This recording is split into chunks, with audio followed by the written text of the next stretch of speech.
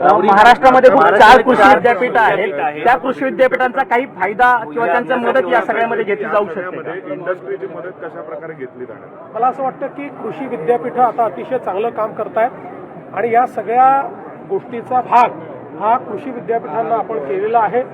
कृषी विद्यापीठ या सगळ्या प्लॅटफॉर्म्सवर आपल्यासोबत जुडले आहेत. जी काही ॲडवायझरी द्यायची आहे त्यामध्ये त्यांची एक महत्त्वाची मदत होते आणि मला असं वाटतं की हळूहळू जो काही आपला इंडस्ट्रीचा सेक्टर आहे हा सेक्टरही आता याच्याशी जुडतोय. सर, याच्यामध्ये महाराष्ट्रामध्ये सिस्टीमचं इंटिग्रेशन करण्यासंदर्भातही काही विचार सुरू आहे का?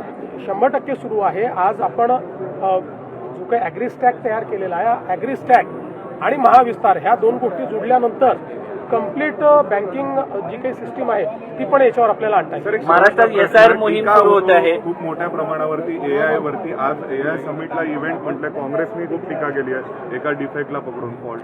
मला असं वाटतं की जगाने भारताची शक्ती बघितली. एखादी घटना घडली तर तेवढीच घटना घेऊन बसायचं आणि आपल्या देशाला बदनाम करायचं, ही जी काही एक प्रवृत्ती काँग्रेसमध्ये आणि विरोधी पक्षात दिसते आहे ती देशहिताची प्रवृत्ती नाही आहे. किंबहुना त्यांनी जर हे बघितलं की जगातले हुज हू AI करता भारतात येतात आणि या ठिकाणी भारताने AI मध्ये केलेलं जे काम आहे या कामाची प्रशंसा करतात, हे महत्त्वाचं आहे. सर, शेवटचा प्रश्न, टेक्नॉलॉजीची सुरुवात आहे असं म्हणतात, देशाकडे जाणार आहे. बोलतात, तुम्ही कसं पाहताय? राहुल गांधी सुद्धा या मुद्द्यावरती ट्विट करतात. मला असं वाटतं की अनेक वेळा जिथे ह्युमन इंटेलिजन्स निग्लिजिबल असतो त्या ठिकाणी ह्युमन इंटेलिजन्सला सपोर्ट करण्याकरता देखील AIचा वापर होऊ शकतो.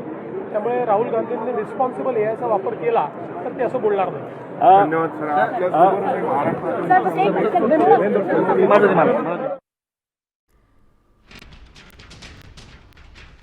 राज्यात डिजिटल पब्लिक इन्फ्रास्ट्रक्चर होणार, कृषी विद्यापीठांची मदतही होतीये असं Devendra Fadnavis AI impact summit तिथे बोलत होते.